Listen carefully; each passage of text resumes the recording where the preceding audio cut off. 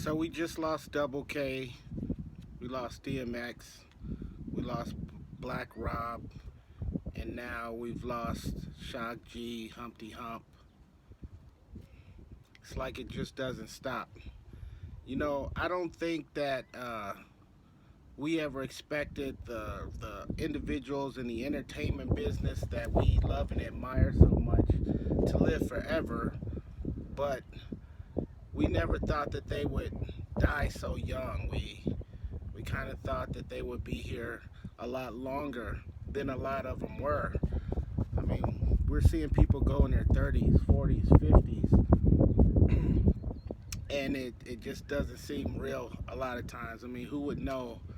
Who would have known that we would have lost Ecstasy from Houdini, Double K, MF Doom, Freaky Ty, Big L, Jam Master Jay, Buffy, Prince Marky D, Proof, Apache, Guru, Ready Red, Craig Mack, Easy Rock, Bushwick Bill, Easy E, Heavy D, JD, MC Breed, MCA, Fife Dog. I mean, we could just go on and on and on about the people that we've lost and people that just left us so young in life. But, I guess this is just another sign that we need to be good to each other, and we need to definitely reach out to each other and admire each other.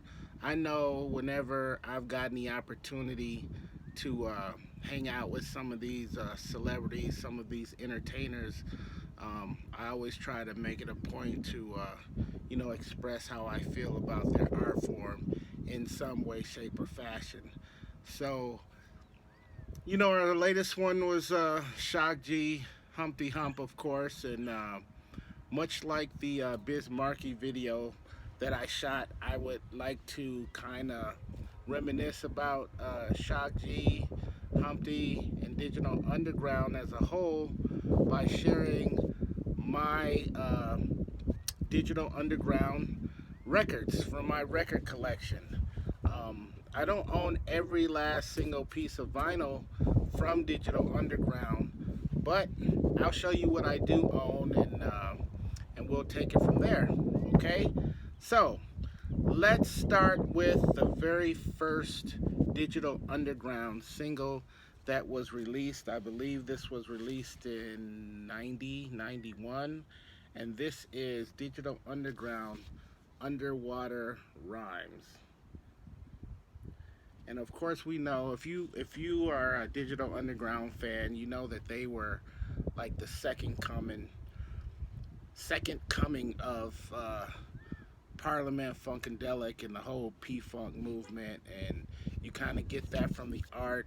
A lot of the records that they did were sampled by a lot of funk music, especially P-Funk. And so this is a direct representation. Kind of reminds you of that old P-Funk uh, artwork and all that.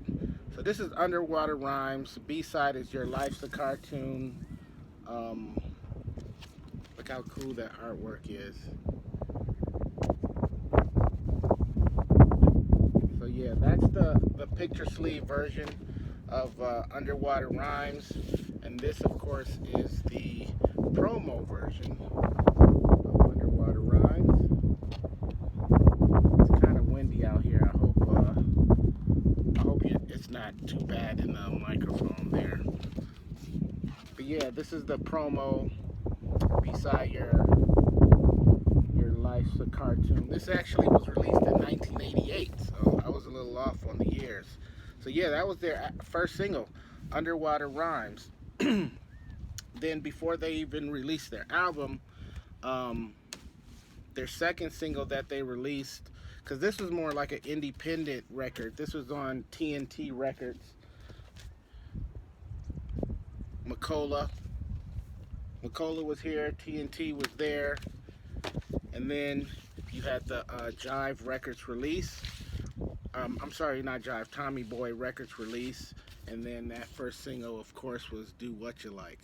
Now, Do What You Like just might very well be my second favorite song from Digital Underground. We'll get to the first in a little while, but this definitely is one of my favorites.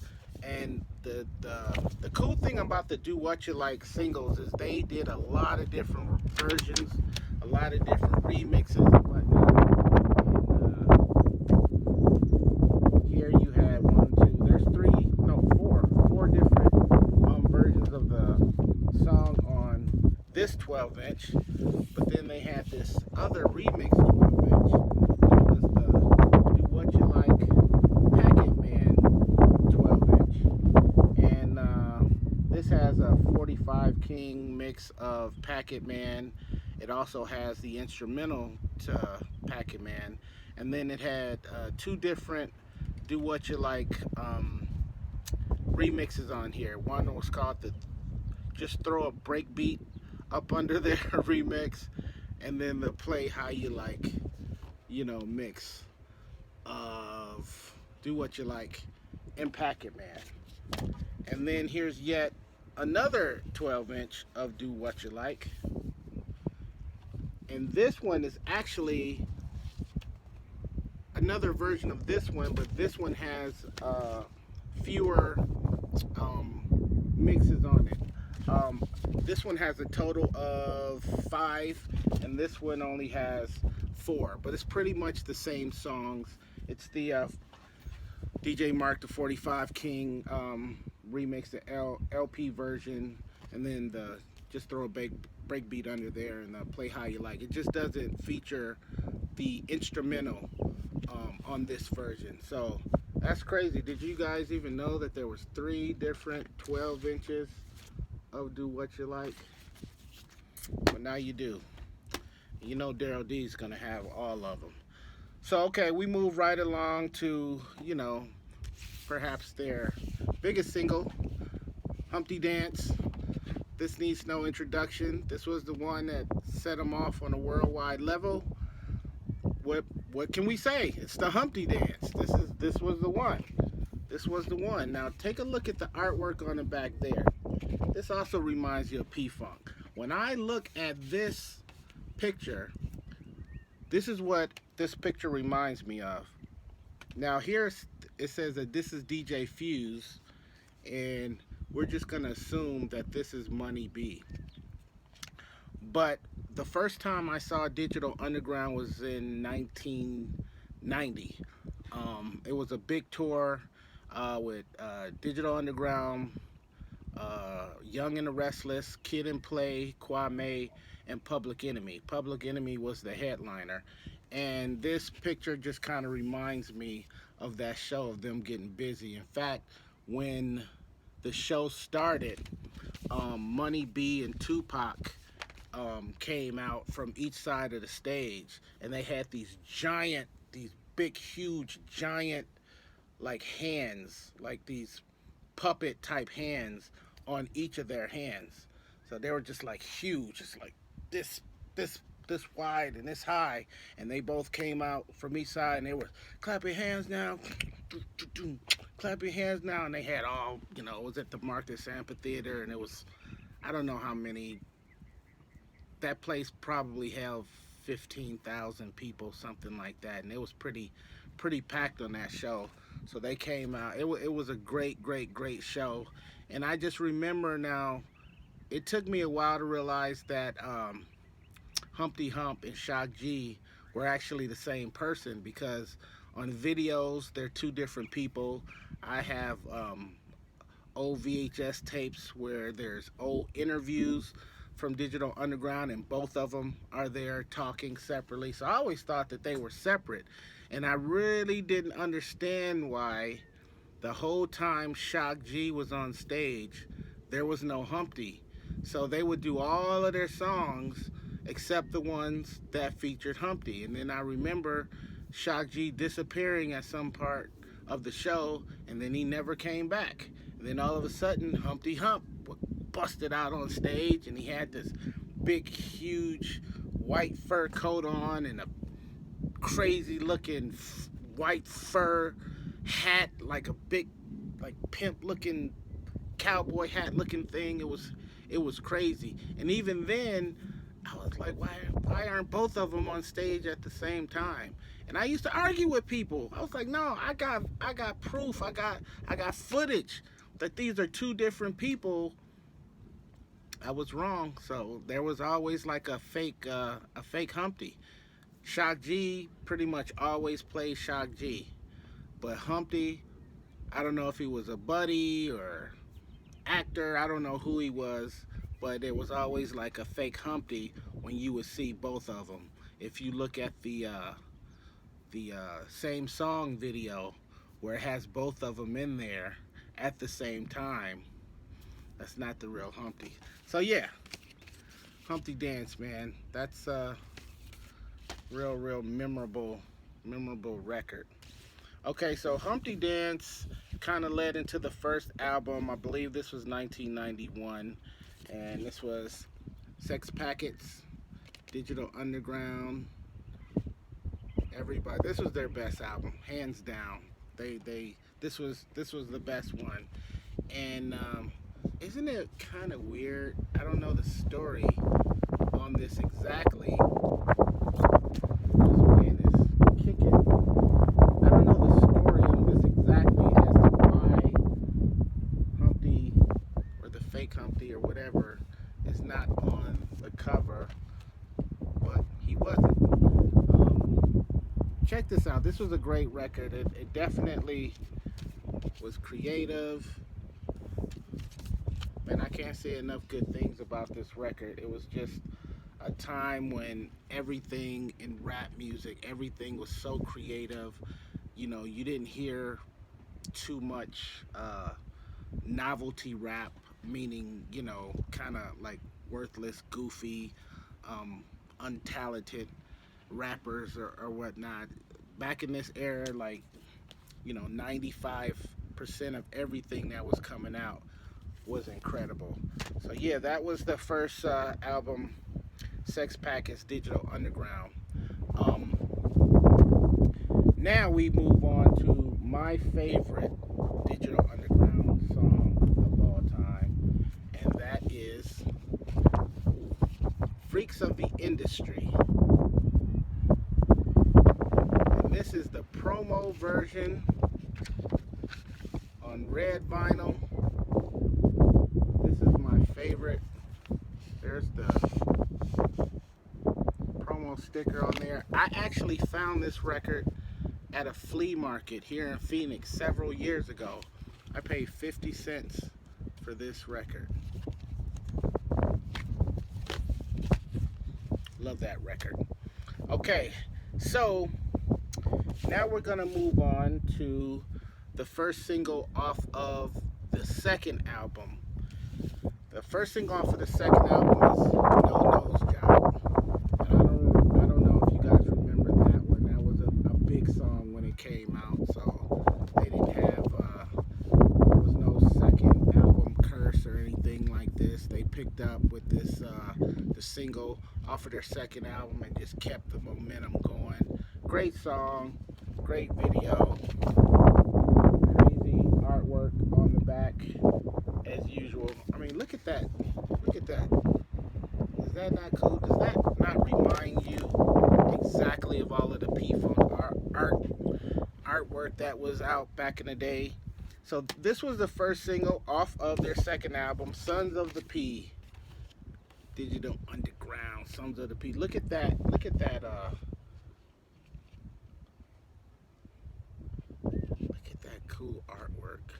Look at that photo with the lighting. I always thought that was cool. Kind of a bad sign. Then they got like the little mini comic on the back. And then here's a cool picture of the entire, there you go, the entire Digital Underground crew. That's everybody in there. Great record.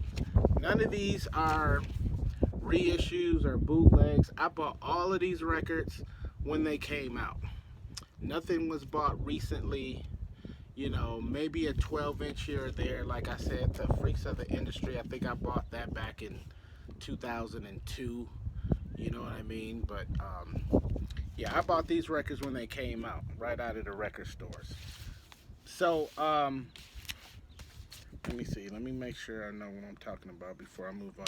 So here's another single off of the Sons of the P. This was one of my favorite singles, "Kiss You Back." Everybody remembers this song. Great song. Um, Definitely the crazy P Funk sample in here. Um, Great song. I even have this on 45. I would have brought my 45s, but it would have took me forever to find my Digital Underground 45s, and I think I only own two, maybe three. I definitely own Humpty Dance. I definitely own Kiss You Back, and I may have maybe a Do What You Like. I'm not exactly sure. I don't have a ton of them, but you kind of get the idea of what I do have just based off of my 12-inch version. So yeah, man, great song, Chris. You could, if you hit me, I'll hit you back. You know what I'm saying? All right, and then here's the promo version of "Kiss You Back." You know, that's the promo joint with four different versions on there. Yes, indeed. Back in the days, because I DJ'd a lot throughout the 90s, and I would always like put these little labels on my records, so when I was going through my crates, I knew what I was grabbing, what I needed to grab. Okay, let's keep it moving. So time goes on. Digital Underground is huge now. I mean, they're super huge, household name. They're everywhere. They're touring the world and whatnot. And they end up being a part of a movie score. A lot of you guys know where I'm going with this. The movie Nothing But Trouble. This led to the record Same Song. And yeah, this was the record that kind of introduced everybody to Tupac because he was on the Same Song record. So yeah, there's that version of Same Song. There we go. There's the there's the fake Humpty. Take a good look. Okay, I know what I'm talking about. And then this is actually a European press of the Same Song. And then the B side of that is Arguing on the Funk, Tie the Knot, and The Way We Swing remix. Big Life Records, which was out of England, if I'm not mistaken. And then, of course, they did the Digital Underground. This is a EP release. Back with that P-Funk art. We got the whole crew on there. We got everybody. Look at how crazy Tupac look. We got Fuse over here. Money B. That's the whole Digital Underground crew.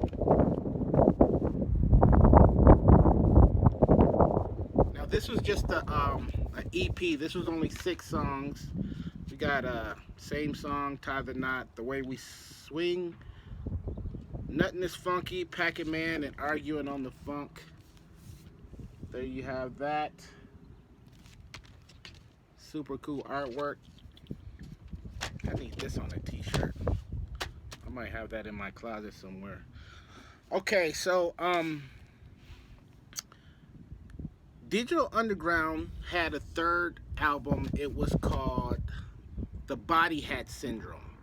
There was not there. It was released on vinyl, but there was not a lot of vinyl that floated around. In fact, it just completely, passed by me completely. Like it didn't even register for a long, long time that there was a third album because I was just focused on the actual vinyl. I never was one to run out and buy a CD, or even a cassette of a lot of that stuff. Not when, the vinyl was available.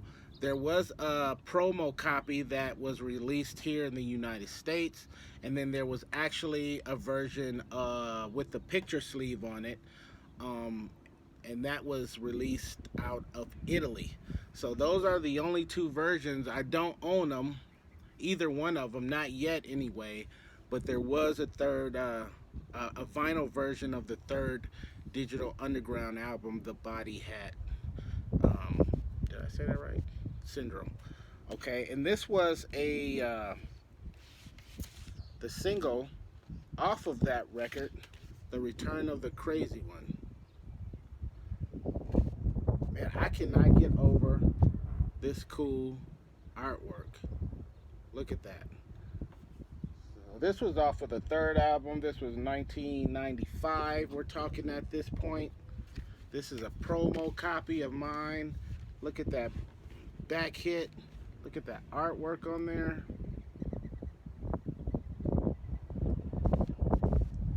Just super, super cool, man.